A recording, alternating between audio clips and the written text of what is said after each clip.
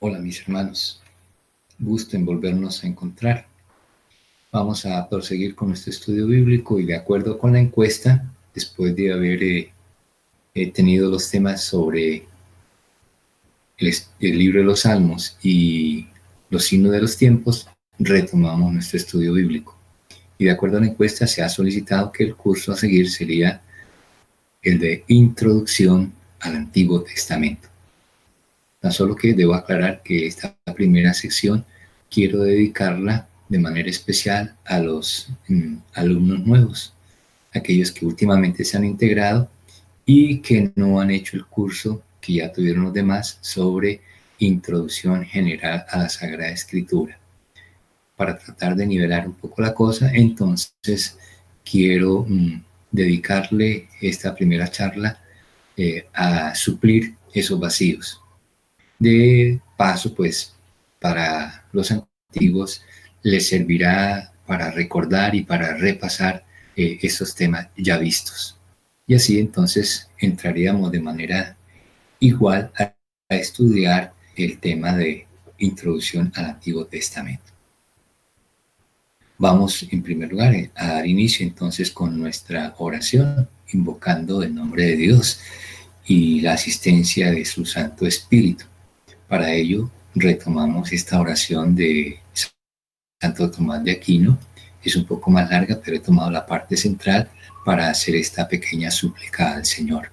Los invito para que de sus casas nos unamos en oración, invocando su santo nombre, en el nombre del Padre, del Hijo y del Espíritu Santo. Amén.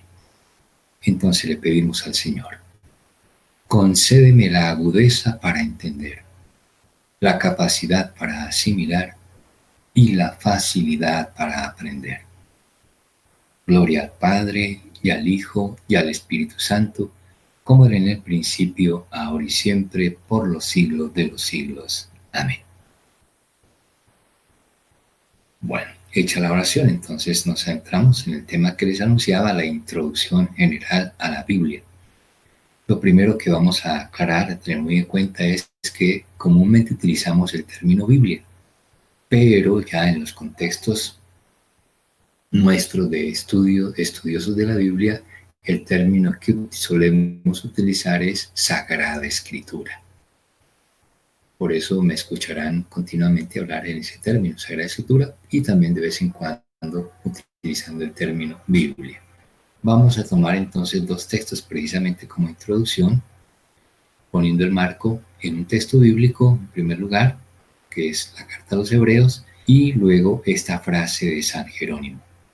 En la carta a los Hebreos, el comienzo de la carta, capítulo 1, versos 1 y 2, dice así este texto sagrado: en diversas ocasiones y de muchas maneras habló Dios en el pasado a nuestros padres. Ahora, en estos tiempos, nos ha hablado por medio de su Hijo Jesucristo. Esto es prácticamente la presentación y la síntesis al mismo tiempo de lo que vamos a hacer nosotros, el estudio de la Sagrada Escritura, el libro que contiene la palabra de Dios pronunciada en el pasado y la palabra de Dios pronunciada hasta nuestros días. Ese es el contenido de toda la Sagrada Escritura, la palabra de Dios. Y por eso llamamos así la Biblia, como el libro de la palabra de Dios. En segundo lugar, esta frase decía de San Jerónimo. ¿Quién es San Jerónimo?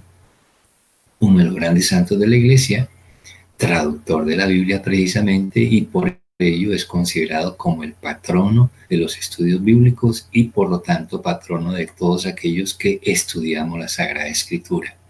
Y nos dice entonces nuestro patrono San Jerónimo al respecto, una frase que se ha hecho célebre y que se toma como inicio a cualquier curso bíblico. Dice la frase de San Jerónimo: desconocer las Escrituras es desconocer a Cristo. Nosotros como cristianos, nuestro punto de referencia es Cristo, seguimos a Cristo.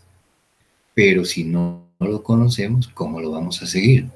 Y para conocerlo necesitamos conocer las Escrituras. Si no conocemos la Escritura, no conocemos tampoco a Cristo. Por eso, esto nos plantea ese reto de adentrarnos con entusiasmo y con mucha fe a este estudio de las Sagradas Escrituras, para conocer mejor a Cristo y seguirlo igualmente de la mejor manera.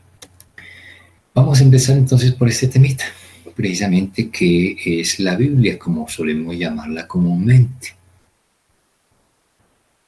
Según esta expresión común, la Biblia es un término español, pero que viene del griego. Y en griego la palabra es biblión. Y biblión en griego significa precisamente libros en plural. Resulta que nosotros cuando tomamos la Biblia es un libro, pero cuando la abrimos lo que encontramos dentro es una serie de libros. Y digamos de una vez su número, 73 libros componen nuestra Biblia católica. Entonces por eso es importante que veamos de esta manera la Biblia como el conjunto de los libros sagrados. Pero además de esa definición meramente literal, vamos a una definición conceptual. Y la definición conceptual siempre nos permite profundizar en el sentido de las palabras que estamos definiendo. En este caso, la palabra Biblia. Conceptualmente, ¿qué es la Biblia? Entonces, atención a estos 4 elementos que vamos a poner acá, que van a ser como los pilares fundamentales de todo lo que como ciencia bíblica vamos nosotros a estudiar. Entonces, en primer lugar, ¿qué es la Biblia? Es el conjunto de los libros, decíamos es en plural, no es un solo libro, el conjunto de los libros inspirados por Dios. Y otra anotación también muy importante. En mis exposiciones, siempre lo que aparezca subrayado en negrilla o con un color distinto es para resaltar la idea central. En este caso, la palabra inspirados, que viene de inspiración, será un tema clave a lo largo de todo nuestro estudio. Inspiración, como acá el caso de la revelación y como acá el caso de historia de la salvación. Entonces volvemos al inicio. La Biblia es el conjunto de los libros inspirados por Dios. Cuando decimos inspirados de Dios es que son obra de Dios, por eso son palabra de Dios. Segundo, que a través de esos libros Dios se nos está revelando a nosotros. Y aquí aparece el concepto revelación. Entendamos de una vez qué significa fundamentalmente este término revelación. Revelación es manifestar, comunicar. Y en este sentido, en la Biblia, Dios se nos comunica o nos revela 2 cosas fundamentalmente. Primero, quién es Él en su persona, el misterio de Dios.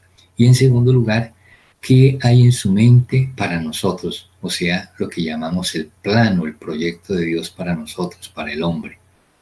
Y ese proyecto, como cristianos, nosotros sabemos cuál es. ¿Qué quiere Dios para nosotros? La salvación. Por eso va a aparecer acá en el tercer lugar la salvación.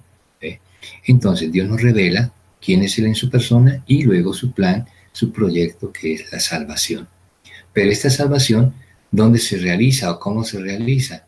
La realiza Dios a través de la historia. Pero no una historia cualquiera, sino una historia en la cual Dios la dirige y Dios interviene y por eso se convierte en una historia de salvación. Entonces, la Biblia también nos presenta eso, nos relata la historia de la salvación.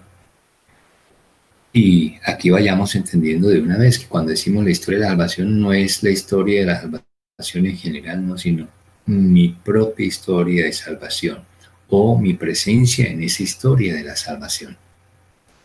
Y finalmente, entonces entender que la Biblia se convierte de esta manera para la iglesia, pero aquí la iglesia, una vez más aclaramos los términos, la iglesia no es la jerarquía de la iglesia, no es la institución, no es la iglesia como nos la presenta el Concilio Vaticano II, la iglesia pueblo de Dios, o sea, no.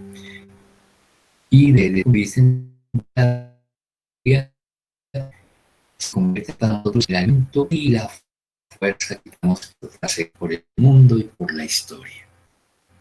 Repito, tengamos muy presente esto, que esto no quede en el olvido, aun cuando de vez en cuando lo mencionemos, siempre en cada charla, en cada clase va a estar presente esto que ahora anunciamos o enunciamos como verdades bíblicas.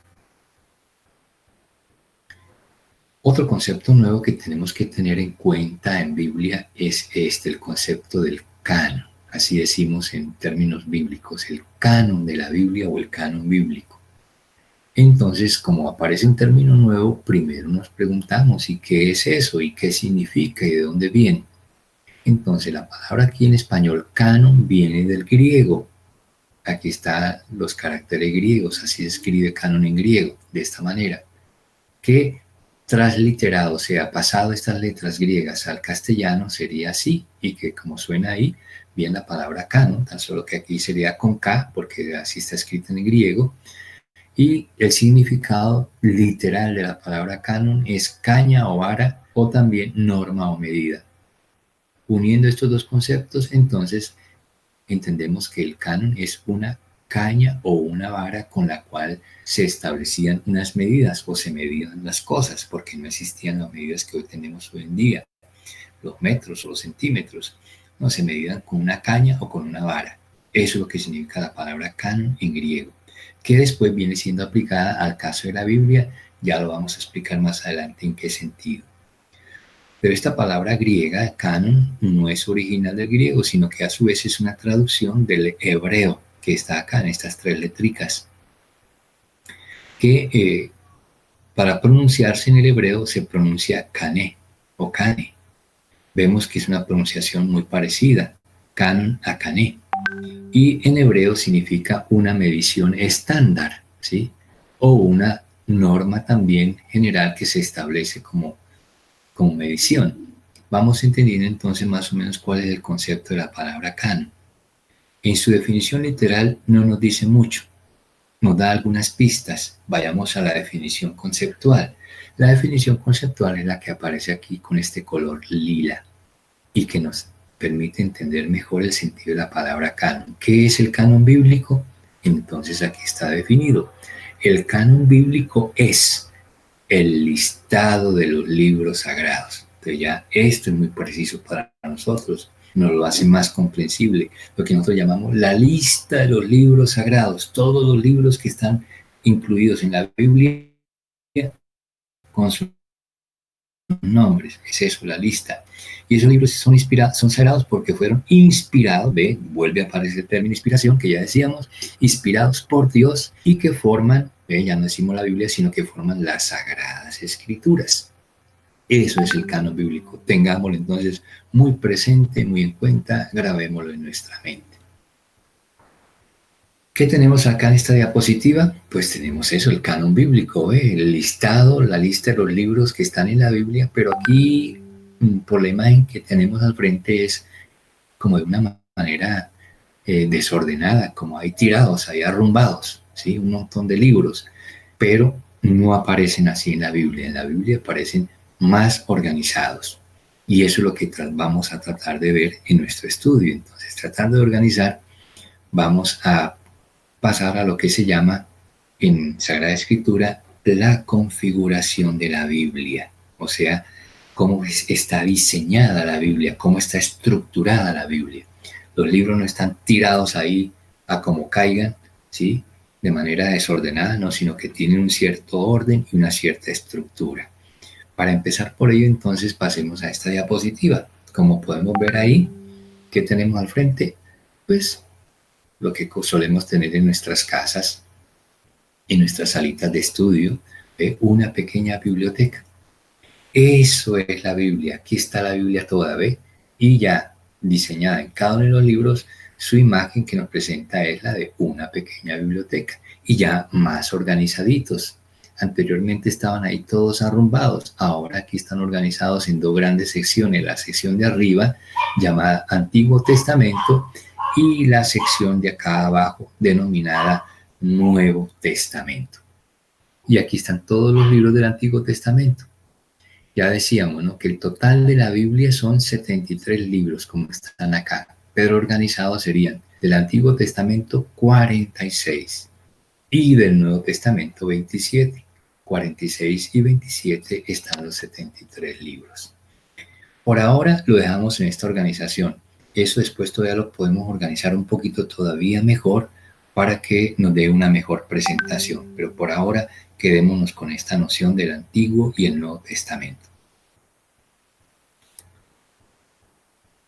Otro de los temitas claves en Sagrada Escritura y sobre todo cuando estamos empezando es la cuestión de las llamadas citas bíblicas o pasajes bíblicos, como la que encontramos acá. Lo que está aquí abajo en este recuadro es eso, una cita bíblica o un pasaje bíblico.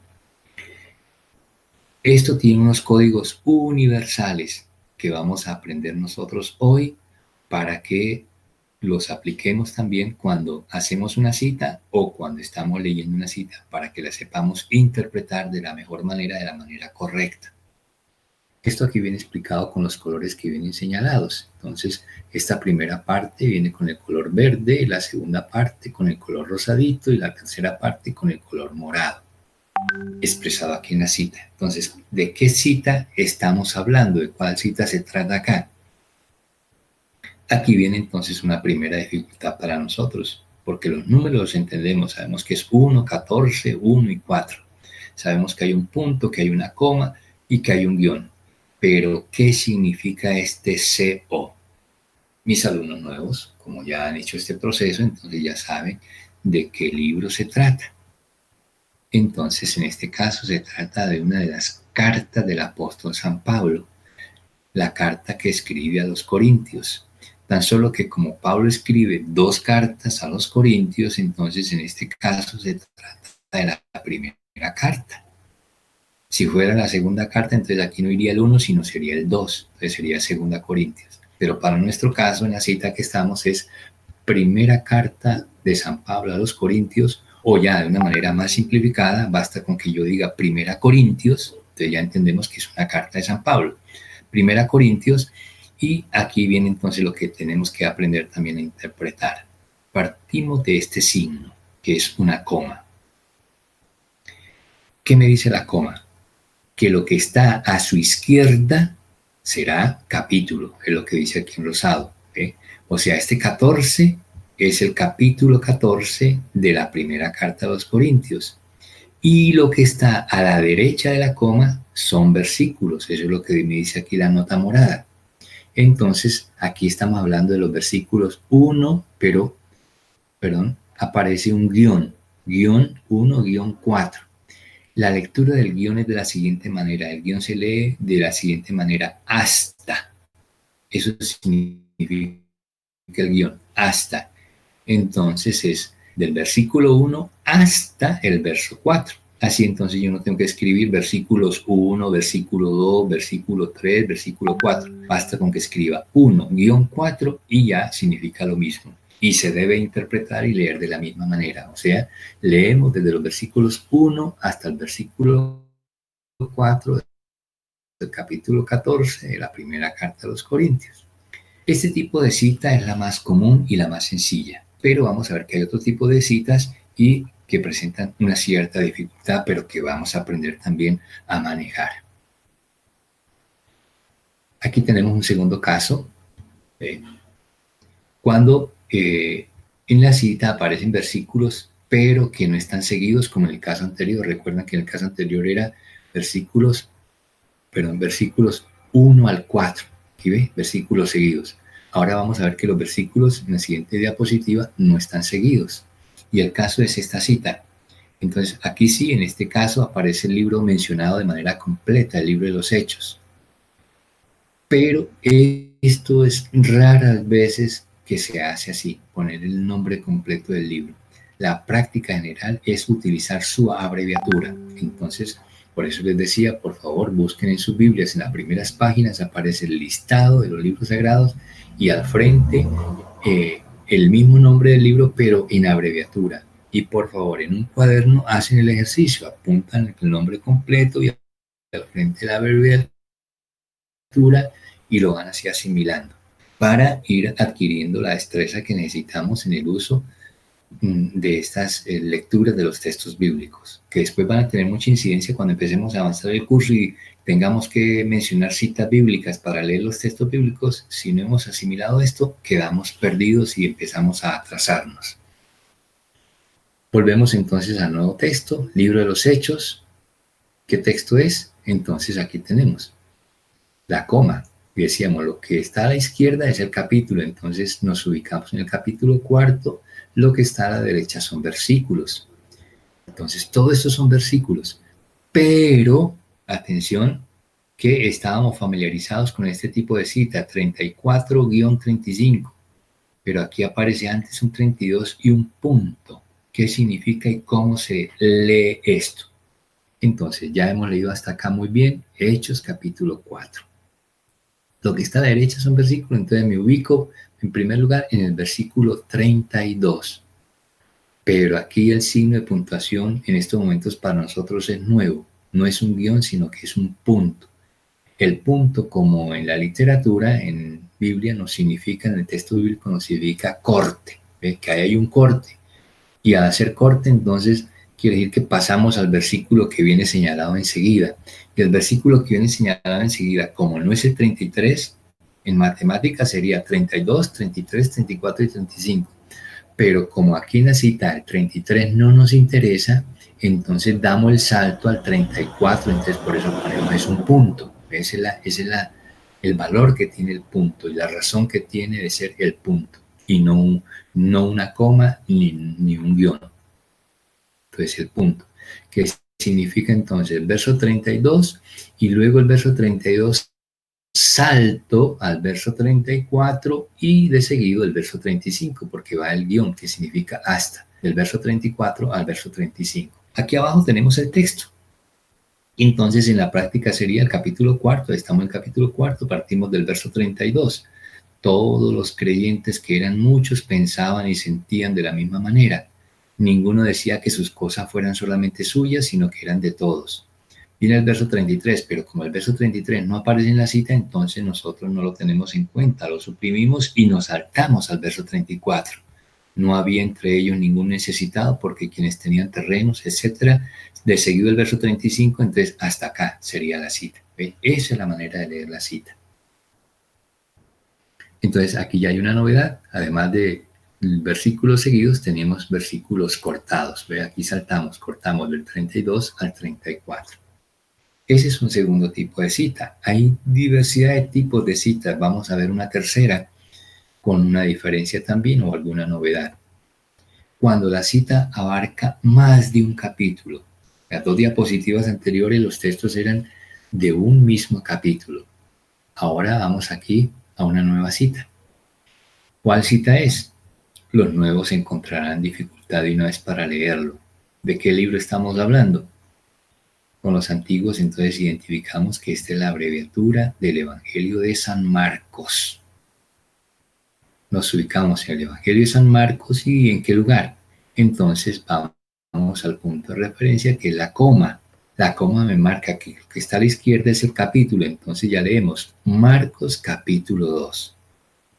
Y lo que está a su derecha son versículos, entonces partimos del versículo 28, capítulo 2, verso 28. Pero la cita me dice que va, después dice un guión, entonces el guión es, recuerden que significa hasta, del capítulo 2, verso 28, hasta el capítulo 3, fijémonos que estamos cambiando de capítulo 2 al capítulo 3, coma, y lo que está a la derecha es versículo, entonces hasta el verso 6. Atención que aquí no quiere decir, quiere decir que es del capítulo 3, los versos 1 hasta el 6. Aun cuando no están mencionados, no están escritos ahí 1, 2, 3, 4, 5, quiere decir que es hasta 3. El guión me dice que es hasta 3, 6. Entonces aquí están incluidos los versículos 1, 2, 3, 4, 5 y desde luego el 6. Esta cita, si la vamos a copiar, entonces lo que tenemos acá abajo, vean, el 2.28, que es aquí la inicial, es este primer reglón. Y luego viene y dice que hasta 3.6, entonces 3.1, 3.2, 3.3, 3.4, 3.5 y 3.6. Entonces la cita completa viene hasta acá. Esta entonces es una nueva manera de hacer una cita bíblica cuando tenemos un cambio de capítulo. Otro ejemplo todavía más, de los muchos que hay, para que nos vayamos familiarizando. Cuando las citas de dos textos bíblicos, se tienen citas, dos textos bíblicos de capítulos diferentes. Entonces, ¿qué encontramos acá? Una novedad también que viene aquí en morado, que es un punto y coma. Ya hemos leído qué significa el punto, qué significa la coma, qué significa el guión, pero ahora aquí nos aparece un punto y coma. ¿Qué significa ese punto y coma? Lo vamos a ver en esta cita. Bueno, decíamos que esto solemos llamarlo o cita bíblica o texto bíblico, pero vamos a ver que aquí ya tenemos que especificar. Aquí tenemos un texto bíblico, perdón, una cita bíblica con dos textos. ¿De qué manera? Primer texto. El libro en el cual nos estamos moviendo en este momento es la abreviatura, una vez más, los nuevos encontrarán dificultad, es la abreviatura del Evangelio de San Juan, el cuarto de los Evangelios, el Evangelio de San Juan. Del Evangelio de San Juan, primer texto es el capítulo 7, ve lo que está a la izquierda, hemos dicho, lo que está a la izquierda de la coma es capítulo, entonces capítulo 7, y lo que está a la derecha son versículos. Capítulo 7, versículo 28. Pero el punto y coma, ¿qué significan? ¿Cómo se lee en un texto bíblico? El punto y coma es lo que en español llamamos una conjunción. O sea, este punto y coma es lo que llamamos nosotros una Y, que leído entonces sería Juan capítulo 7, verso 28, y como hay una coma acá, sería entonces a la izquierda del capítulo 8, a la derecha es versículo, verso 19. Entonces fijémonos, es una sola cita bíblica, pero con dos textos diferentes. Un texto es Juan 7:28 y otro texto es Juan 8:19, pero es una sola cita bíblica. Y una sola cita bíblica, ¿por qué? Porque estamos en un mismo libro, el Evangelio de San Juan. Como estamos en el Evangelio de San Juan, yo no necesito aquí colocar, después del punto y coma, nuevamente JN, para decir que esta cita nueva es también de San Juan. Ya yo sobreentiendo que si no está mencionado otro libro, sigo en el mismo libro distinto, entonces aquí después del punto y coma y antes del 8, entonces RM. Si es el Apocalipsis, AP. Pero como aquí estamos en el mismo libro, el Evangelio de San Juan, no necesito colocar nuevamente el JN. Entonces, para eso es el uso del punto y coma, que significa y. Bien, y esta cita es lo que viene aquí expresado, ¿ve? Ya el texto completo. Ustedes lo pueden leer con mayor detenimiento, con mayor pausa, por su cuenta. Bien, eso es importante que lo tengamos en cuenta y que lo ejercitemos. Por favor, dedíquenle tiempo a esto y de paso les digo, vean, no se contenten. Si quieren de verdad aprender Sagrada Escritura, no se contenten nada más con la hora y media, 2 horas de una clase que ven ustedes en el video. Es necesario que usted durante la semana le dedique por lo menos, lo mínimo, 1 hora semanal. Pero si tiene tiempo y si tiene la oportunidad de dedicarle un poquito de tiempo más, vas a aprender más. Entonces, ojalá 2 horas y ojalá hasta 3 horas. Ahora bien, no necesita que la hora, que las 2 horas o las 3 horas sean de seguido. No, usted la puede distribuir en la semana. Dedica 3 horas a lo largo de la semana, entonces media hora cada día. O 1 hora un día, otra hora otro día y otra hora otro día. Así rinde un poco más y se facilita el estudio y la asimilación que a puchitos pequeñitos.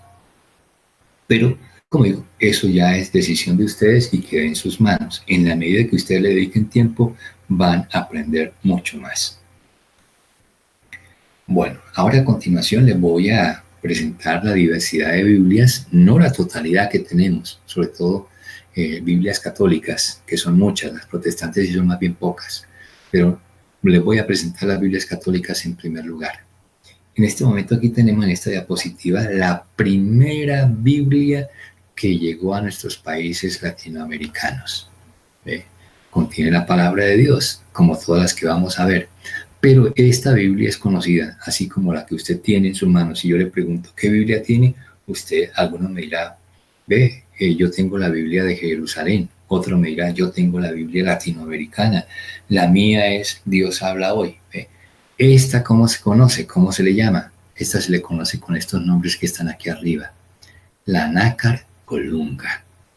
Así se le denomina esto. La primera Biblia que nos llegó a Latinoamérica en nuestra lengua española. Y se le llama Nácar Colunga, ¿por qué? porque estos términos nácar son los apellidos de los dos autores que compusieron esta Biblia, que diseñaron esta Biblia. El primer autor de apellido nácar y el segundo de apellido colunga. Y entonces le dio esa paternidad a ellos, presentándola así como la Biblia nácar colunga. Y así se le reconoce en el mundo. Primera Biblia muy técnica, muy científica, muy apegada al texto original, pero tan solo que es del lenguaje o de la traducción de los años 1950-1960. Entonces ya de allá a acá el lenguaje ha evolucionado bastante. Pero ese es el valor que tiene esta Biblia de la Nácar Colunga, la primera Biblia que tuvimos nosotros en nuestras manos. De hecho, todavía encontramos familias que tienen ejemplares de esta Biblia, la Nácar Colunga. Ahora aquí tenemos dos Biblias ya más modernas, más conocidas, más familiares para nosotros, que son precisamente la que llamamos la Biblia latinoamericana. ¿Ve? Así se presenta la Biblia Latinoamérica, pero la mencionamos como Biblia latinoamericana. ¿Por qué se le llama Biblia latinoamericana? Es la misma Nácar Colunga, o sea, la misma palabra de Dios, pero en un lenguaje que hablamos propiamente en Latinoamérica. La Nácar Colunga es el español que se habla en España y que se hablaba en esa década de los 50 y 60. Acá es el español que hablamos en Latinoamérica, que es muy particular.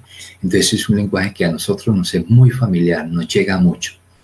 Lo mismo esta Biblia, la que está a la derecha, Dios habla hoy.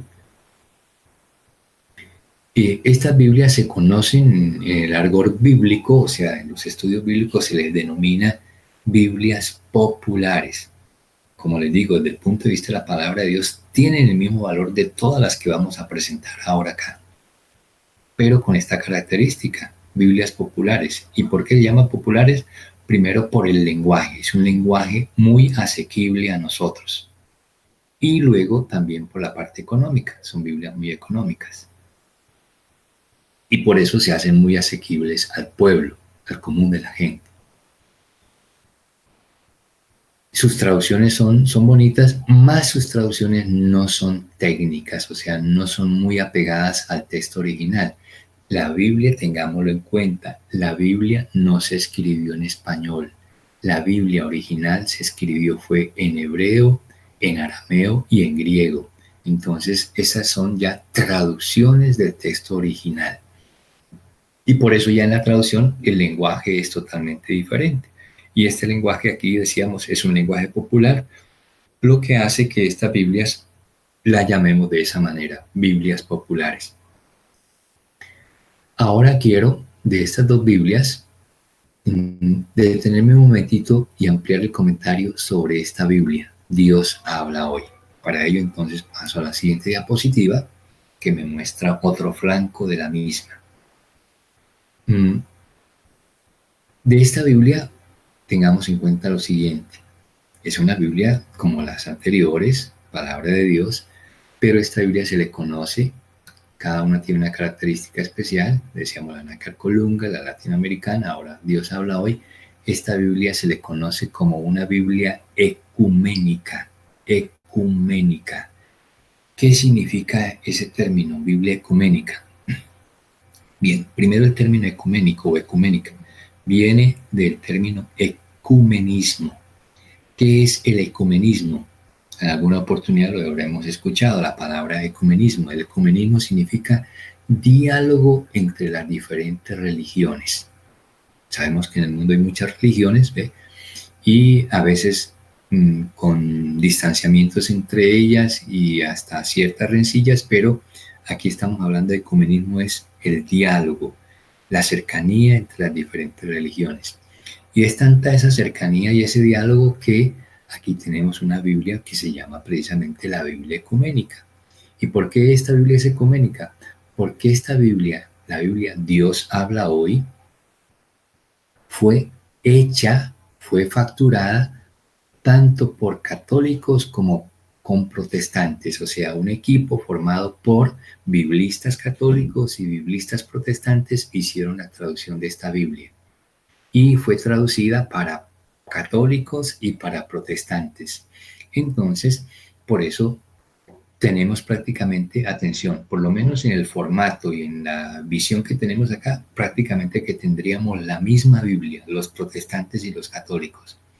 Ya sin embargo, si abrimos la Biblia internamente, el contenido, sí, ya es un poquito diferente. ¿Por qué? Porque la Biblia católica consta, como hemos dicho, el canon son 73 libros. Pero en la Biblia protestante el canon, el listado de sus libros sagrados son solamente 66. Es decir, hay una diferencia de 7 libros.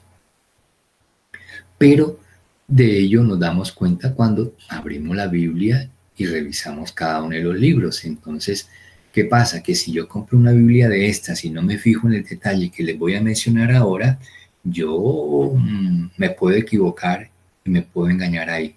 O me pueden engañar. En lugar de venderme una Biblia que yo quiero católica, me vendan una Biblia protestante. La pregunta entonces del millón: ¿cómo sé yo si esta Biblia Dios habla hoy es católica o es protestante? Primero, es una Biblia muy recomendable. Es una Biblia impopular, pero también trata de ser muy fiel al texto original. No tanto, no tan técnica, pero es una muy buena traducción. Y luego, en su factura, en su edición, Biblia muy, muy completa, su presentación, su pasta, el material, sus hojas son delicadas, son finas, no es papel periódico, bien diseñadas y luego bien timbradas, con buena letra. Buenas Biblias, son recomendables.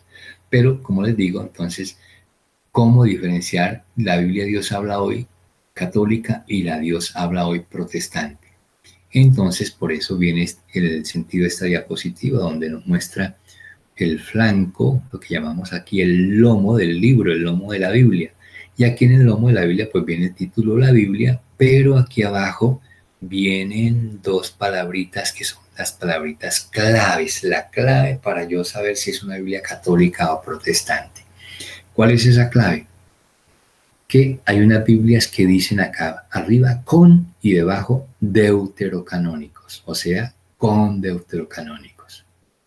Y la otra clase de Biblia, Dios habla hoy, viene el mismito diseño, que nos puede decir lo que nos engaña, pero la diferencia está aquí, que no dice con, sino que dice sin, y lo mismo la palabra deuterocanónicos.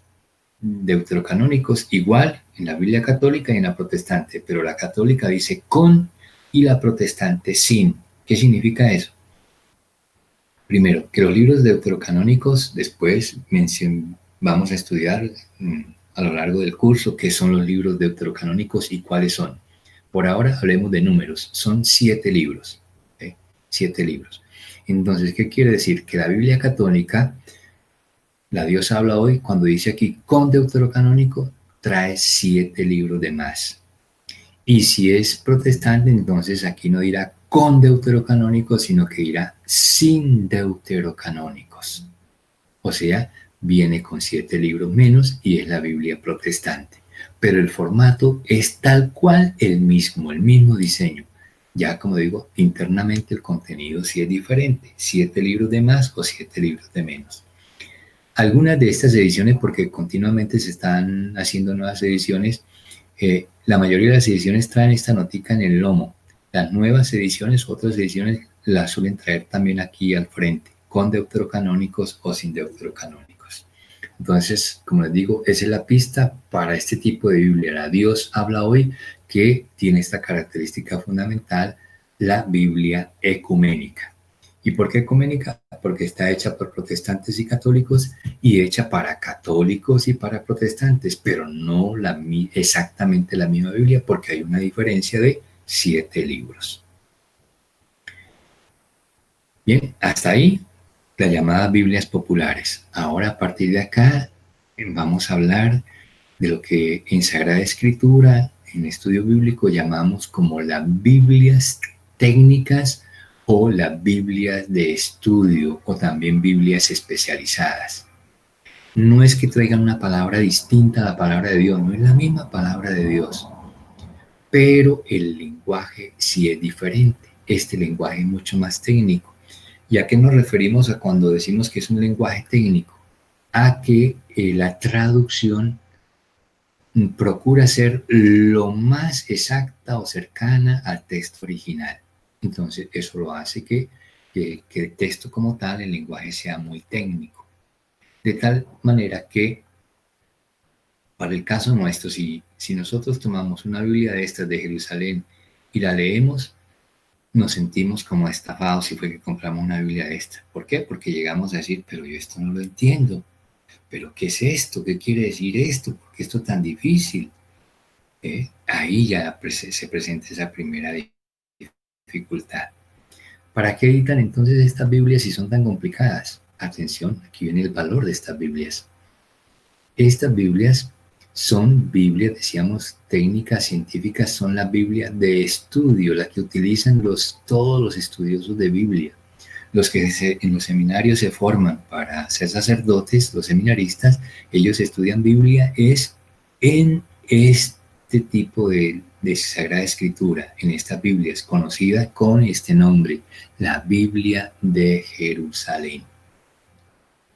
Aquí tenemos varios formatos porque son varias ediciones, la de 1967, la de 1972, la de 1998, la de 2009 y después de estas habrán habido otras dos más por lo menos. Entonces, esta es la primera Biblia y la más famosa en el mundo, ¿sí? La hay en francés, es el original, pues la primera traducción que se hizo de los originales hebreo, arameo y griego a una lengua moderna fue al francés, y del francés se traduce al español, al italiano, al portugués, al alemán, y al resto de Biblias que existen como tales, pero todas presentadas como Biblia de Jerusalén, Biblia científica o Biblia de estudio. Una versión más moderna es esta, la Biblia de Jerusalén, con un detalle que esta viene en letra grande, las otras son con letra pequeña. Bueno, ¿cuál es el valor que tiene la Biblia de Jerusalén en sí, ya sea esta o las anteriores que les presenté? Tiene los siguientes valores, además del económico, que es un poquito más costosa, al ser una Biblia netamente técnica, especializada, es que esta Biblia, la de Jerusalén, trae al comienzo de cada sección, o sea, al comienzo del Antiguo Testamento y al comienzo del Nuevo Testamento, una introducción bastante larga, muy completa, que le presenta al lector una panorámica del libro o del tema que se va a tratar. Y lo mismo cuando va a empezar cada libro, la Biblia nos presenta también un comentario amplio de cada libro. Por ejemplo, si voy a leer al profeta Amós, antes de empezar el texto del libro del profeta Amós, me trae una muy buena introducción científica sobre el libro del profeta Amós. ¿Y qué significa eso? Que yo cuando hago la lectura del profeta Amós directamente, me cuesta entender al profeta Amós, pero ¿de qué está hablando Amós? ¿A qué se refiere? En cambio, ya con la lectura previa, la introducción, ya voy mejor ambientado y voy mejor, con más herramientas a comprender el texto bíblico. Eso por una parte. Por otra parte, resulta que si abrimos la Biblia, aquí tenemos la Biblia abierta, vamos a encontrar que vienen otros elementos de más. ¿Cuáles son los elementos? Que primero pues nos trae el texto bíblico. El texto bíblico es lo que aparece aquí, hasta acá. Todo esto que estoy así marcando en este recuadro es el texto bíblico, es el texto de la Biblia. ¿En qué libro nos encontramos acá? Dice libro segundo de las Crónicas. Entonces el texto de Crónicas es este. Aquí estamos en el capítulo, parte del capítulo 11 que viene en la anterior página y el capítulo 12. Pero luego, además del texto, encontramos que aquí abajo, comúnmente nosotros decimos esto, lo llamamos notas de pie de página. Bueno, en los estudios bíblicos no es el término técnico. El término técnico para mencionar esto es aparato crítico. Entonces, si usted tiene una Biblia de estas de Jerusalén, yo le digo, por favor, léame no la nota de pie de página, no, yo le digo como profesor de Biblia, le digo, por favor, léame en el aparato crítico las notas que aparecen en el capítulo 12.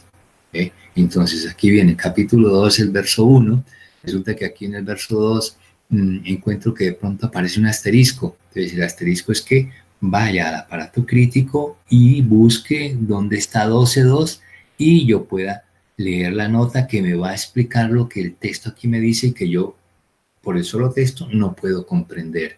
Pero ya los biblistas que ya han estudiado la Biblia y saben qué significa eso, aquí me están dando esa explicación, me están dando ese aporte. Entonces yo ya empiezo a comprender qué dice el texto bíblico. Y eso me lo dan estas Biblias académicas o científicas. Aparte de todo lo que les he dicho, fijémonos que en la parte de los márgenes izquierda o margen derecha, trae además una especie como de textos bíblicos, de citas bíblicas. En esta página que abrimos, pues son pocos, pero hay otras páginas donde casi que está toda la columna llena de citas bíblicas. Y esas citas bíblicas son muy importantes porque, por ejemplo, acá si estamos leyendo Segunda Crónicas, capítulo 12, en los versos 2 y 3, me trae al margen unos versículos o unos textos, ya pueden ser del Antiguo Testamento o del Nuevo Testamento, que me invitan a ir allá, buscar esas citas y leerlas, para ver la relación que tienen con este texto. Y eso me da a mí una luz, una amplitud, una comprensión mayor de lo que es toda la Sagrada Escritura. Y ver cómo, como decimos en el buen tico, todo en la Biblia viene amarrado. Y esto se expresa aquí en estas notitas. Voy viendo y voy comparando cómo este texto tiene correlación con un texto del Antiguo Testamento o con otro u otros, incluso con varios del Nuevo Testamento. Como les digo, todo esto es riqueza en el conocimiento de la Sagrada Escritura. Bueno, hasta el momento entonces hemos hablado de la Biblia de Jerusalén, la primera Biblia científica o académica. Una segunda Biblia de este tipo, técnico, científico, académico, es esta Biblia conocida como la Nueva Biblia Española. Muy conocida en Europa, poco conocida, pero también existen ejemplares aquí en Latinoamérica y muchos la seguimos, esta Biblia, y de manera especial porque es obra de quien fuera, para muchos de nosotros los latinoamericanos, cuando es español, uno de nuestros máximos exponentes de la exégesis bíblica, de los biblistas en el mundo, que es esta persona que aparece aquí, a la izquierda, es un sacerdote jesuita, cuyo nombre es el que aparece acá, Luis Alonso Shekel, profesor nuestro en Sagrada Escritura. Él fue el que editó esta Biblia, que se conoce con el nombre de la Nueva Biblia Española. En mis clases me escucharán mencionar muy continuamente al padre Luis Alonso Shekel, a nuestro profesor, gran biblista, como también de pronto en los videos o en los artículos que les haga llegar a través del chat. Entonces es para mencionarles que este es nuestro profesor insigne de Sagrada Escritura y que nos dejó también ese maravilloso regalo de la Nueva Biblia Española. Bien, además de las Biblias populares, de las Biblias científicas o académicas, tenemos otro tipo de Biblias que son, las llamamos Biblias especializadas. ¿Por qué especializadas? Porque van dedicadas a un cierto grupo de personas muy especiales. Entonces, por ejemplo, esta, como aparece aquí en la presentación, Biblia Católica para jóvenes. Entonces, el diseño, como podemos ver, es muy juvenil en su carátula, en su presentación y luego internamente también, ¿ve? Es un diseño que atrae a la lectura a los jóvenes y que trae ciertos elementos especiales como son los dibujitos, luego ciertas notas que llaman mucho la reflexión partiendo de la vida del joven, con algunos comentarios también exegéticos, y luego el texto también trata de ser muy fiel al original y es una muy buena traducción. Luego la presentación es agradable, el papel también es delicado, también es fino. Entonces, esa es la Biblia Católica para jóvenes. Pero también como esta, aquí está abierta para ver más en detalle lo que es su presentación. Pero decía, además de esto, la Biblia Católica para jóvenes puede hacer también Biblia para niños, Biblias especializadas, con los diseños, con los dibujitos para los niños, con comentarios también propios para los niños. Entonces ya son Biblias como dirigidas a un cierto grupo determinado, pero de todas maneras Biblias católicas y siguen siendo palabra de Dios. Esto para que fuéramos conociendo las diferentes clases de Biblia que tenemos en el catolicismo. Y que les decía, esto es apenas a manera de muestras. Hay muchas otras ediciones más católicas. La que tenemos en la presente diapositiva es una Biblia ya diferente a la católica. Es nada menos que la Biblia protestante. Y esta Biblia sí no tiene sino prácticamente 2 o 3 versiones. Y esta es la última, la versión revisada, la última edición que se conoce como la Biblia protestante. Siempre viene con esta presentación, la Reina Valera, ¿ve? Porque fueron también como la Nácar Colunga, eso significa Reina Valera, por 2 autores, de apellido Reina y el otro de apellido Valera. Pero esta, la Santa Biblia Reina Valera, siempre será la Biblia protestante. Ahora, ¿qué contiene la Biblia protestante? En su canon son 66 libros, que decíamos, a diferencia de la católica, son 73 libros. Entonces, ¿qué tenemos? Que esta Biblia, en lo que trae acá los 66 libros, son exactamente igual a la Biblia católica, los 66 libros que trae. Tan solo cambia el lenguaje, aquello de la traducción. Pero la diferencia está que esta Biblia trae 7 libros menos. Recordarán su nombre. ¿Cómo se llaman esos 7 libros? Los libros deuterocanónicos, que son 7. Entonces, esta Biblia no los trae, la católica sí, y esa es la gran diferencia. Entonces, esto para que tengamos también una imagen de lo que es la Biblia protestante.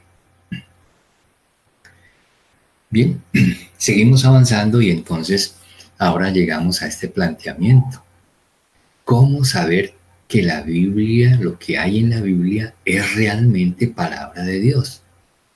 Porque cuando leemos la Biblia, lo leemos que es en un lenguaje nuestro, y si es un lenguaje nuestro fue que lo escribió alguien como nosotros, o sea, un hombre, una persona, y eso es verdad. Pero cuando la leemos como palabra de Dios, y cuando la proclamamos, siempre que la leemos decimos palabra de Dios y todos respondemos, te alabamos Señor. ¿Cómo sabemos entonces que lo que está ahí consignado en la Biblia es realmente palabra de Dios? Primero partimos que esa es la respuesta común. ¿Qué es la Biblia? La palabra de Dios. Bueno, muy bien. Pero ¿cómo sabemos que es realmente palabra de Dios? En segundo lugar, algunos todavía creen, cuando somos muy piadosos pero con poco conocimiento, creemos que la Biblia, como es palabra de Dios y Dios está en el cielo, entonces la Biblia nos cayó ya hecha del cielo. De hecho, este es el pensamiento y la convicción que tienen otros hermanos, no de nuestra propia fe católica cristiana, sino los musulmanes. Ellos pues tienen también su libro sagrado, tan solo que ellos no lo llaman la Biblia, sino que lo llaman el Corán.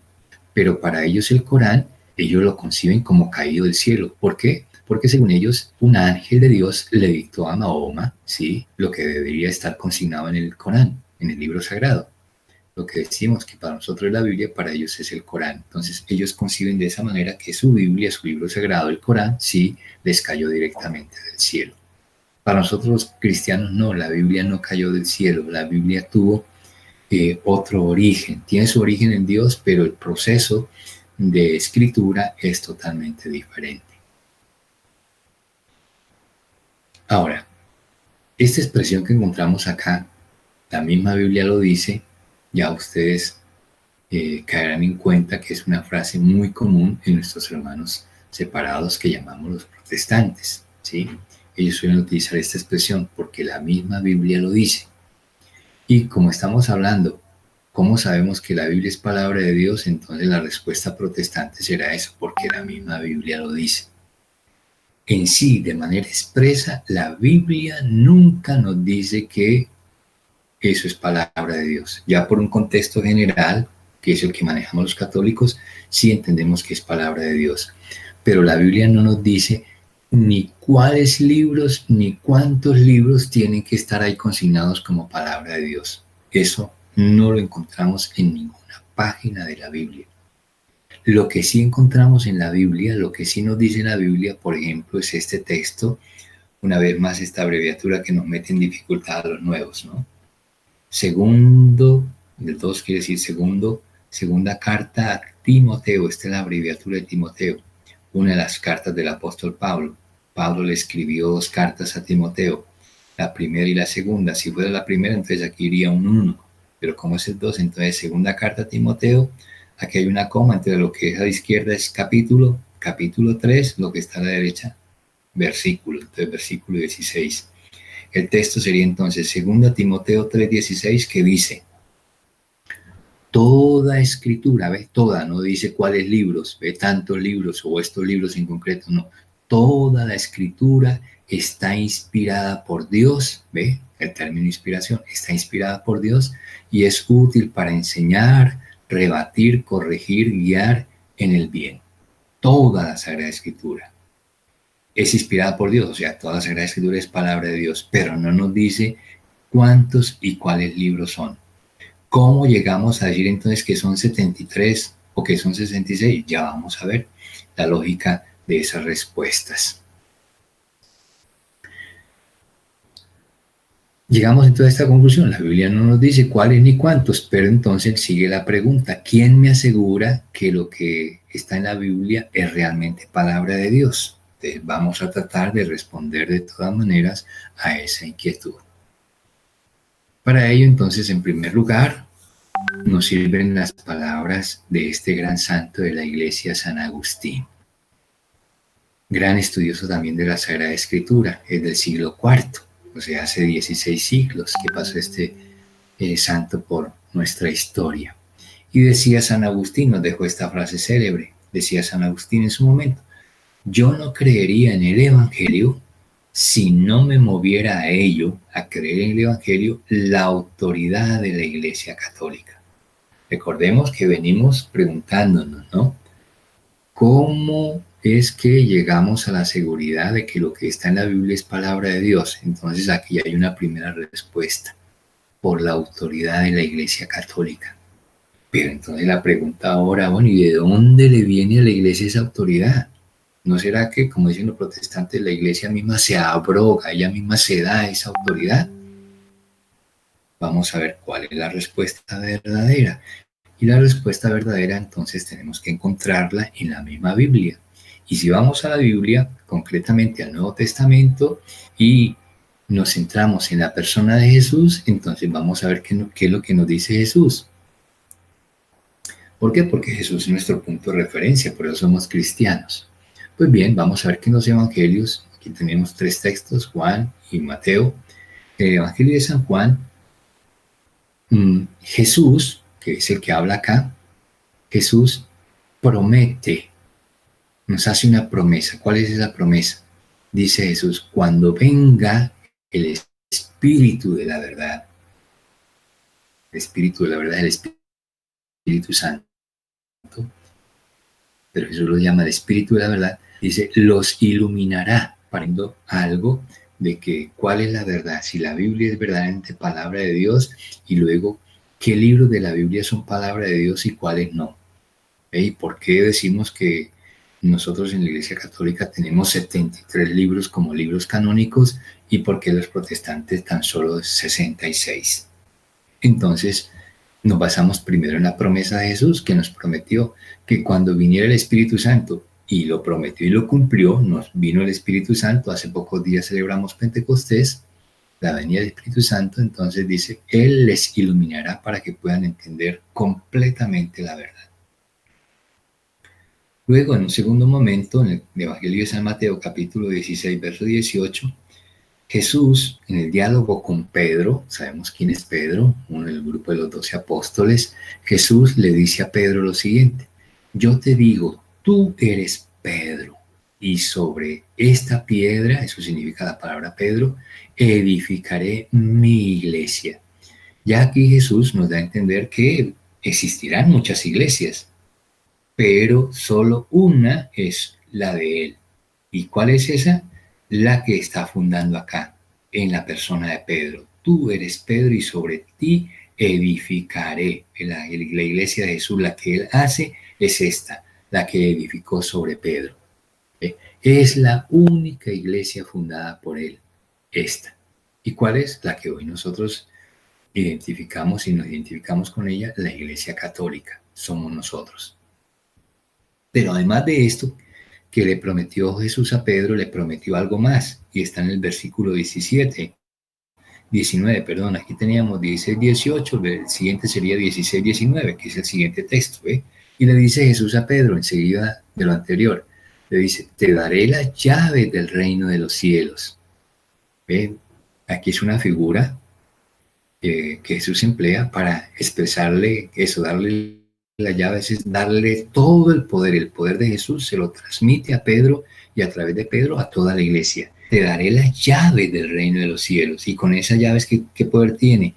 Dice, de manera que lo que ates en la tierra quedará atado en el cielo, y lo que desates en la tierra quedará desatado en el cielo. Mateo 16, 19.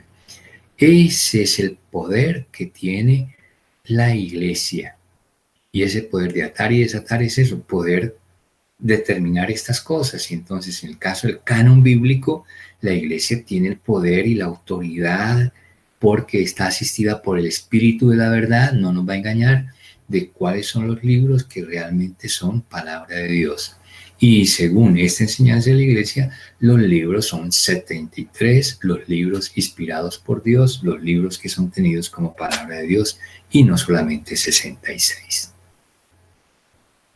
Entonces, ve, ya con esos textos de Jesús podemos hablar de una autoridad que tiene la Iglesia Católica.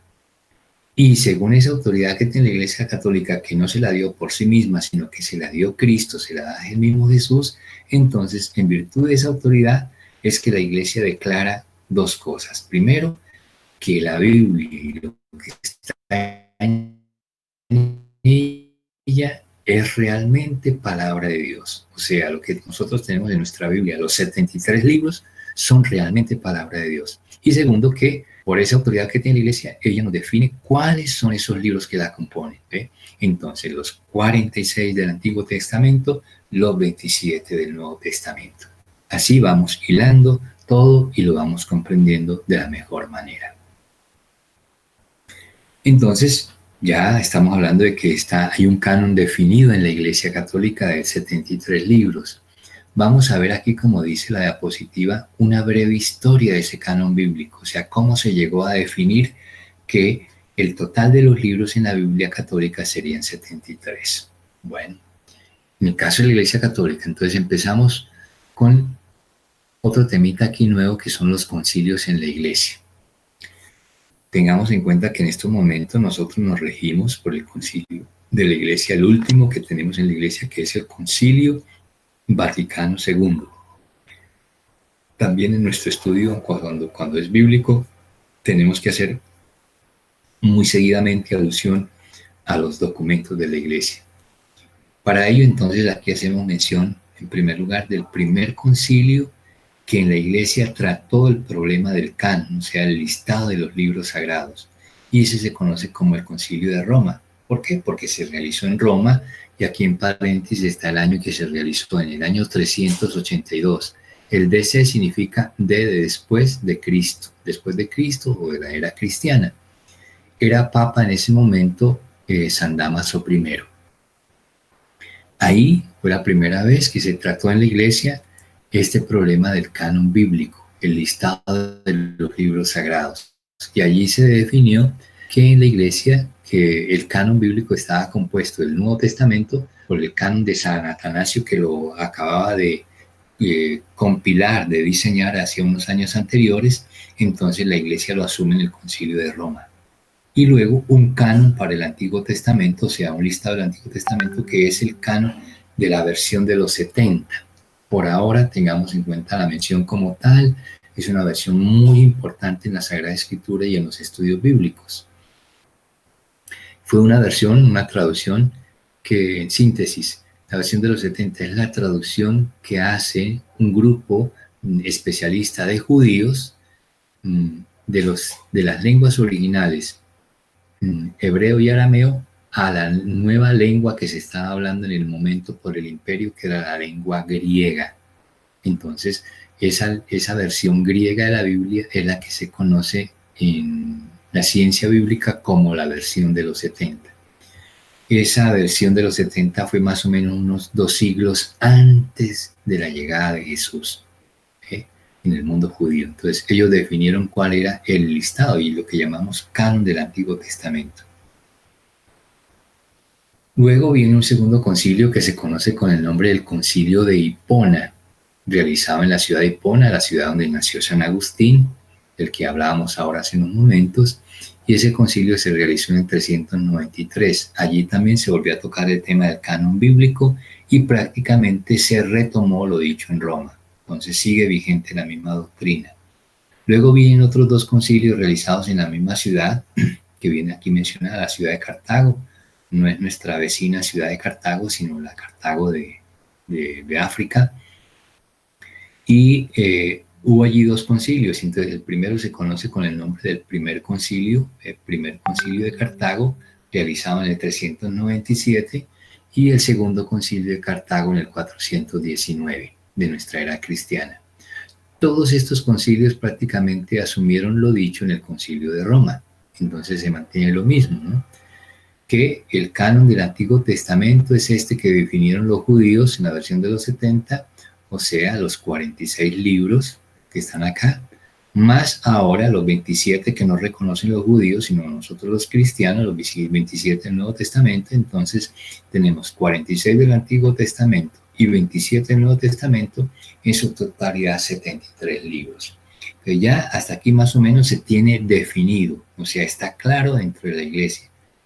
Pero aun cuando se tiene ese conocimiento en la iglesia y se acepta eso, tan solo, ve, acá tenemos finalmente en el Concilio de Trento, que ya en los años 1545 a 1563, ya unas fechas más cercanas a las nuestras, en cuanto a distantes 500 años, ¿ve? Aquí en Trento se definió como dogma. Esta es la novedad.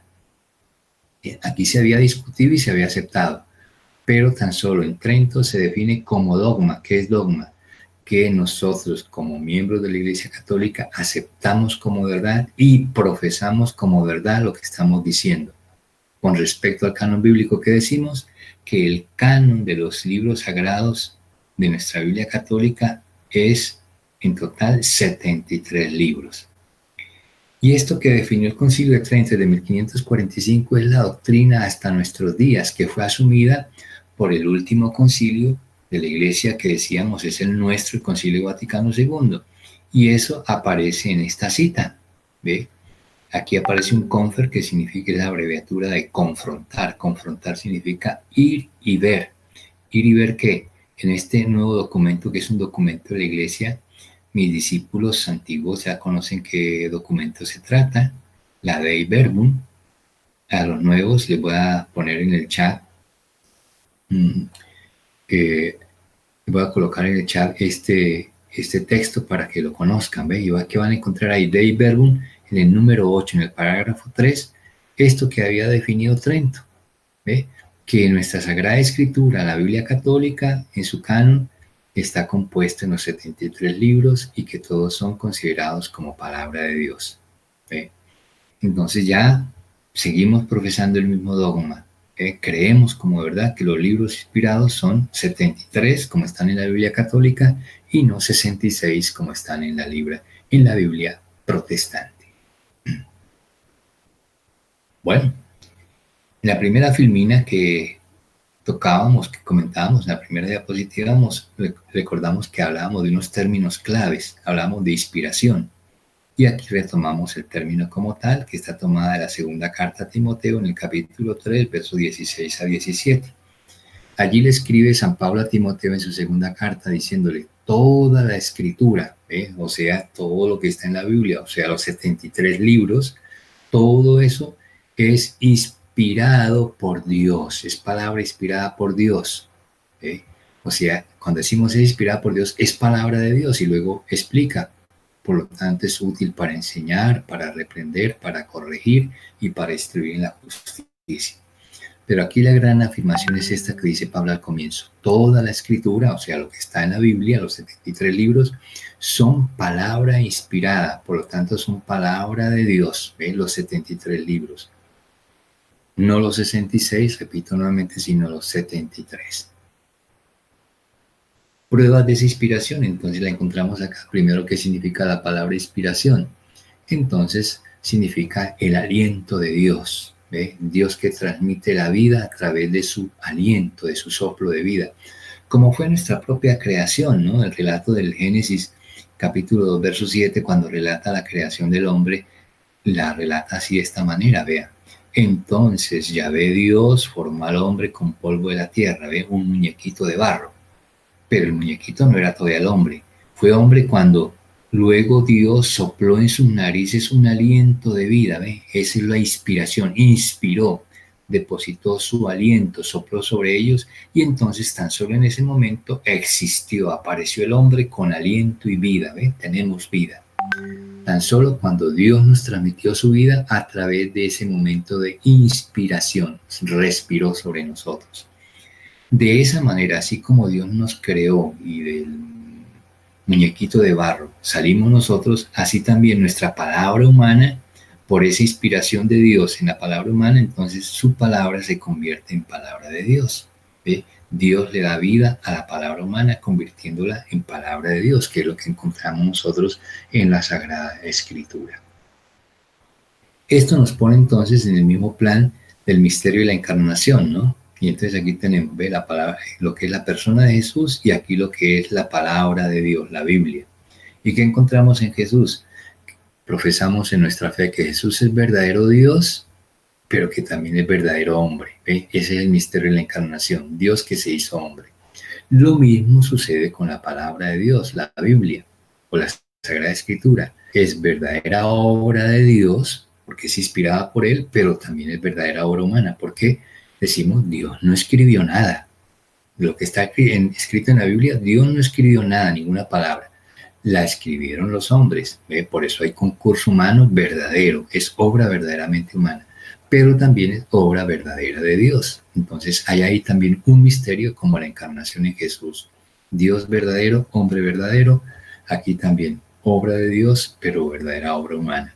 Esto lo dice la misma palabra de Dios en el Evangelio de San Juan, capítulo 1, verso 14. Si usted confronta, o sea, va y lee el texto, va a encontrar que aquí dice San Juan 1:14.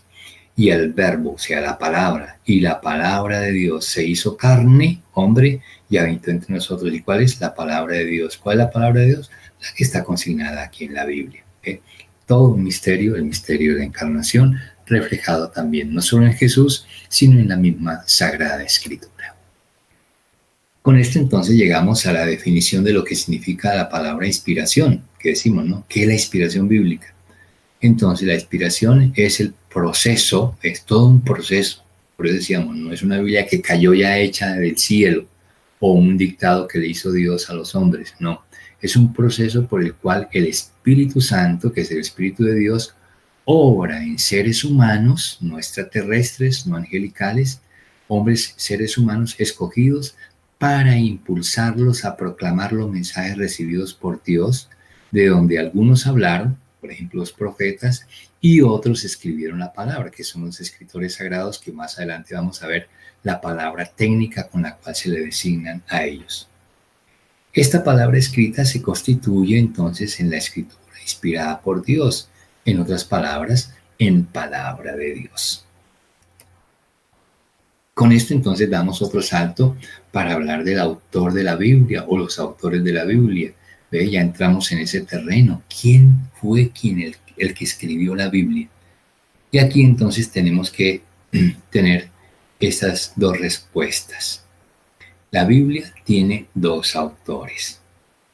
Uno conocido como el autor primario o autor principal, que identificamos necesariamente con Dios. Dios es el autor principal de la Biblia, pero es autor.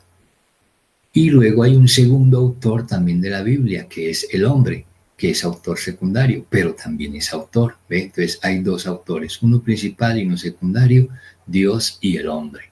¿Ve? Los dos participan en la hechura, en la factura de la Biblia.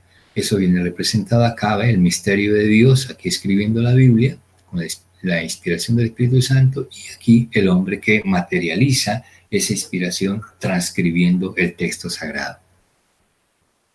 Concluimos entonces, la Biblia es la palabra de Dios cuyo autor es Dios, que escribe por medio de autores humanos. Ahí está el concurso de los dos, Dios y el hombre. Esto nos lo enseña también este otro librito que conocemos como el Catecismo de la Iglesia Católica. Así como los niños de catequesis tienen su catecismo, nosotros también como adultos tenemos en la iglesia, quizá no lo conocemos, pero existe este documento, el Catecismo de la Iglesia Católica. ¿Qué nos dice el catecismo al respecto? Entonces lo tenemos aquí al frente, sobre el autor de la Biblia. Entonces, esta abreviatura aquí que mencionamos como SIC es la abreviatura de catecismo, C de catecismo, I de iglesia, C de católica. Catecismo de la Iglesia Católica, numeral 105. En este numeral 105 nos habla del autor principal que decíamos que tiene la Biblia y nos dice así: las verdades reveladas por Dios que se contienen y se manifiestan en la abreviatura de Sagrada Escritura se consignaron por inspiración del del Espíritu Santo. O sea, el Espíritu Santo es el mismo Espíritu de Dios. Dios es el autor principal de la Biblia, nos dice el Catecismo de la Iglesia Católica. Pero hablábamos de un autor secundario. Entonces, ¿qué nos dice el Catecismo de la Iglesia Católica? El autor secundario en el Catecismo, en el numeral 106, nos dice: en la composición de los libros sagrados, Dios se valió de hombres, no de ángeles ni extraterrestres, hombres elegidos que usaban todas sus facultades y talentos. Aquí Dios no los adormiló para dictarles luego en un sueño la palabra, no. Dios se valió de hombres que usaban todas sus facultades y talentos, y de este modo Dios, obrando en ellos y por ellos, como verdaderos autores, lo dice el catecismo, estos hombres son verdaderos autores, pusieron por escrito todo y solo lo que Dios quería. Recuerde que les anunciaba yo que estos verdaderos autores, los hombres elegidos, los hombres humanos, tienen un nombre técnico. El nombre técnico es esta palabrita. Autor sagrado técnicamente se le llama agiógrafo. Y si hablamos en plural, los diferentes autores, porque no solamente un solo hombre escribió la Biblia, sino que después vamos a ver cuántos fueron, una buena cantidad, hablaríamos entonces en plural. Agiógrafo en singular, agiógrafos en plural. ¿Qué significa la palabra agiógrafo? En el español nuestro, autor sagrado. Si es plural, autores sagrados. Y esto nos rebota también en otro tema clave en Sagrada Escritura, que es importante que la tengamos en cuenta desde un comienzo, porque más adelante vamos a decir unas barbaridades. Pero atención, la doctrina nos queda ya de principio sentada o asentada. Aquí estamos hablando de la inerrancia bíblica o la inerrancia de la Biblia. ¿Qué es la inerrancia? Entonces vamos a la definición literal del término inerrancia. Esta palabra está formada por dos palabritas. Esta partícula in, que en español significa negación, significa in en negación. Y errancia nos suena a qué? Lo que nos dice nuestra inteligencia, a error. Entonces unamos los dos conceptos. Negación es no y errancia es error. Entonces no error. Para decir en definitiva que la Biblia no tiene errores. La Biblia no contiene ningún error. ¿Por qué? Porque hay algunos que se preguntan y otros incluso se atreven a afirmar que la Biblia contiene errores. ¿Y saben qué significa eso? Si la Biblia contiene errores, según nuestra afirmación, ¿qué estamos diciendo? De acuerdo a lo dicho, ¿quién es el autor principal? Dios. Entonces, si Dios es el autor principal de la Biblia y la Biblia tiene errores, ¿quién se equivocó? Se equivocó Dios. Y si Dios se equivoca, entonces, ¿qué sucede? Como Dios es perfecto y si se equivoca, entonces no es perfecto. Y si no es perfecto, entonces dejó de ser Dios. Entonces, ¿dónde queda el Dios en quien nosotros creemos?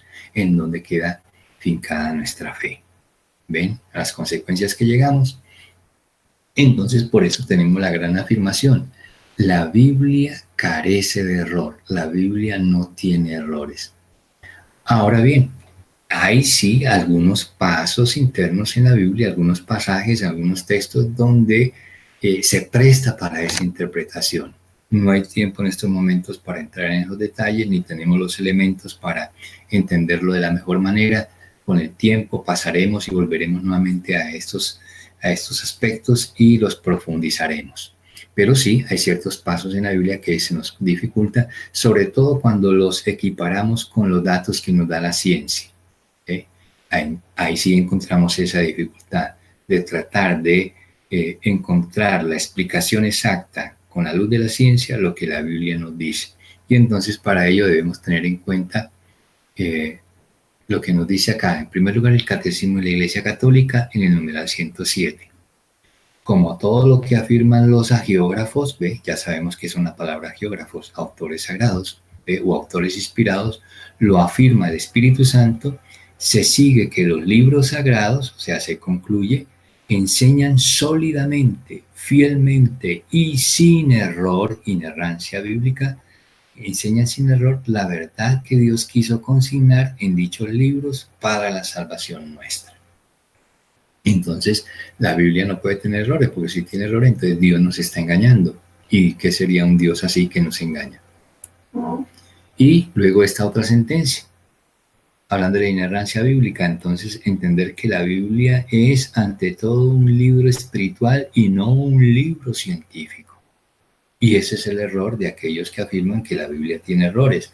¿Por qué? Porque tratan de compaginar o leer la Biblia desde el carácter científico, ¿sí? Aplicárselo a la Biblia y las cosas entonces no cuadran por ninguna manera, se contradicen. Y eso es lo que los lleva a afirmar entonces que la Biblia tiene errores. Y si son cristianos católicos, están cayendo en una herejía, están ya contra el dogma, creyendo y pronunciando o enseñando cosas contrarias a lo que estamos profesando como católicos. Bien, rápidamente entonces una síntesis de lo que es el Antiguo Testamento.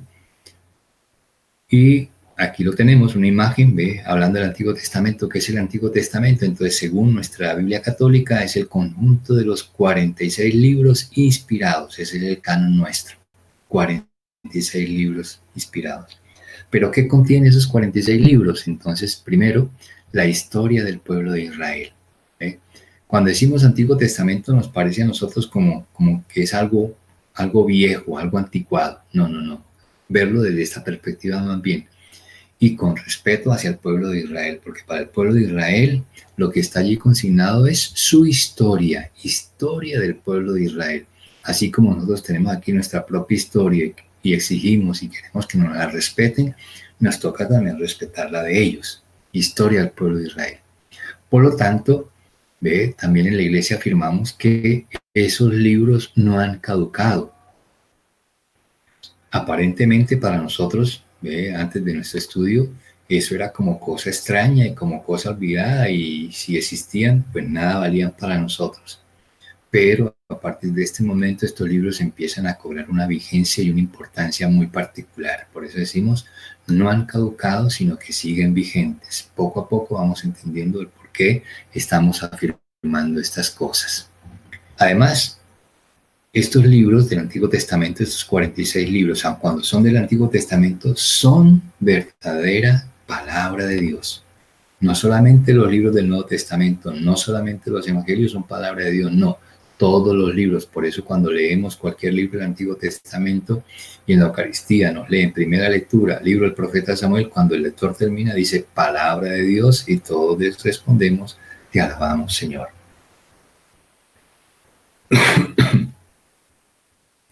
Todos estos libros, entonces, del Antiguo Testamento tienen esta finalidad que está aquí en lila. Todos apuntan hacia algo, hacia la primera venida de Cristo, y esto es fundamental, Ese es el enfoque, hacia eso apuntan, hacia la primera venida de la persona de Cristo. Y estamos hablando de primera venida porque habrá una segunda venida, ya hablaremos de ello. Con estos valores que reconocemos en la iglesia que hemos mencionado acá, sin embargo, la iglesia nos advierte lo siguiente, y aquí está, nos advierte sí la iglesia de lo que viene acá, que estos libros, no obstante lo que hemos dicho, esos 46 libros que son el Antiguo Testamento, contienen, sí, atención, ya hemos dicho, no errores, pero sí contienen ciertos elementos que son imperfectos, ¿ve? Atención, elementos imperfectos y además pasajeros, o sea, no son de carácter eterno. Para entender esto mejor, entonces vayamos a la siguiente diapositiva y a las palabras del mismo Jesús. ¿Ve? Desde el mismo Jesús vamos a leer e interpretar eso. Entonces tenemos dos textos del Evangelio de San Mateo. El primero, capítulo 5, versos 43 al 44, Jesús entonces le dice a los mismos judíos, que son sus paisanos, ustedes han oído que se dijo, ya los judíos que lo están escuchando saben a qué se está refiriendo, que eso está escrito en el Antiguo Testamento, en los 46 libros que estamos mencionando. ¿Qué dice allí? Se lo enseñó Moisés esta ley, vea, manera de ley. Amarás a tus amigos y, odiarás a tus enemigos. Ve, está mandado, según el Antiguo Testamento, que es palabra de Dios, amar a los amigos y odiar a los enemigos. Pero, agrega Jesús, pero, le pone un pero yo les digo, entonces está dando Jesús una nueva enseñanza, que ella la nuestra. A nosotros esto nos escandaliza, amar a los amigos y odiar a los enemigos. Aun cuando nos nace, hacerlo así, amar a los amigos y odiar a los enemigos, sabemos que por fe no lo podemos hacer y lo aceptamos. Y es lo que nos enseña Jesús, pero yo les digo, amen a sus enemigos y hasta recen por ellos. Es una doctrina muy distinta a la que enseñó Moisés, que era la anterior. Y luego en Mateo 19, 18, Jesús tratando de explicar por qué esa mentalidad propia del Antiguo Testamento que decíamos era pasajera, fue válida, pero pasajera e imperfecta hoy en día. Y Jesús explica el por qué. Dice, porque Moisés les dio a ustedes esas leyes teniendo en cuenta la dureza de su corazón. Así él les permitió repudiar a sus mujeres, hablando del divorcio. Pero al principio no fue así. Recuerda el hecho de la creación. Dios los hizo hombre y mujer para ser pareja.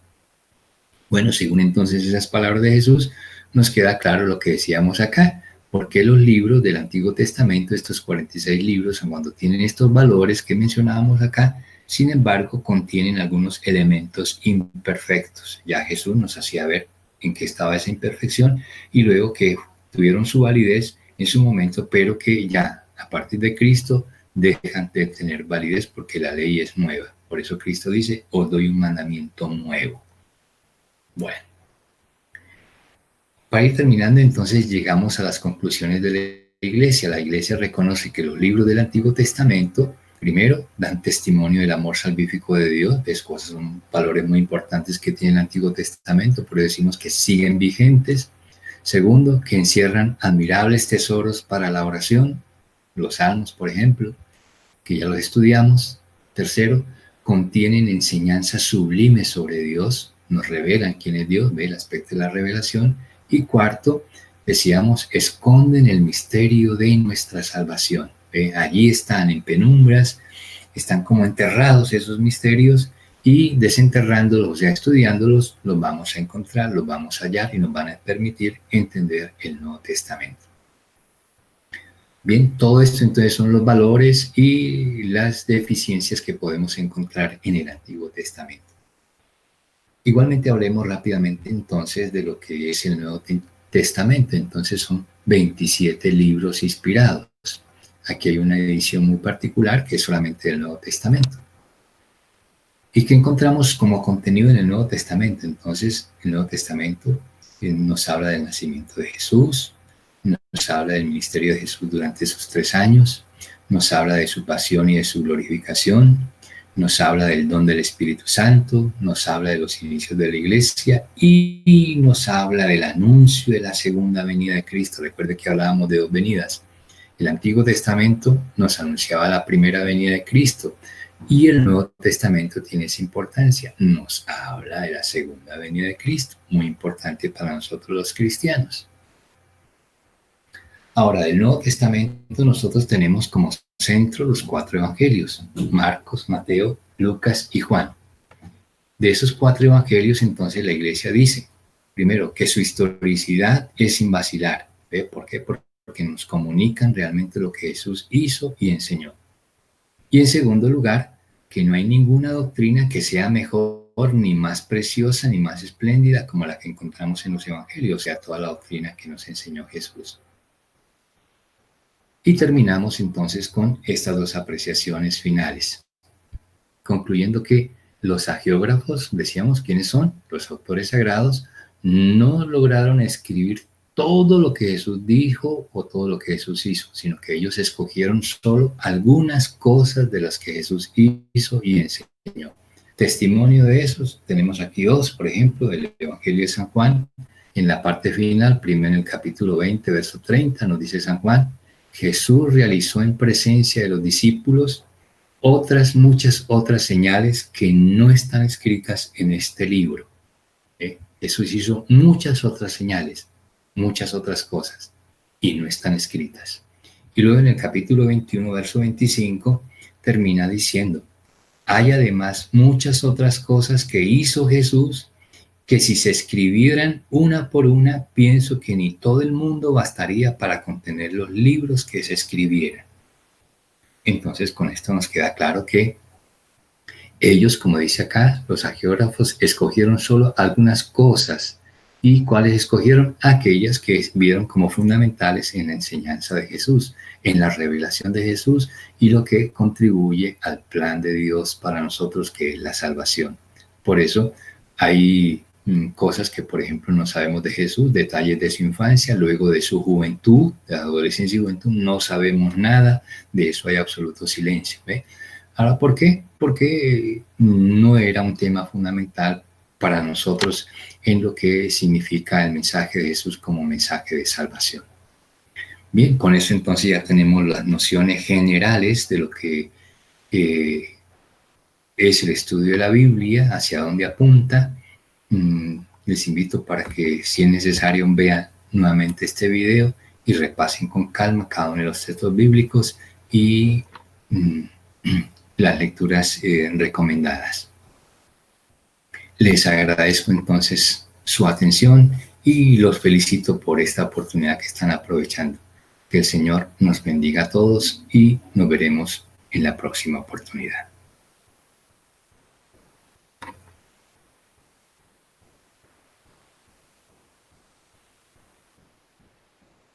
Ay, ¿lo logramos? Bueno, bueno. Muy pila usted, Rosita, para captar todos los detalles, vea.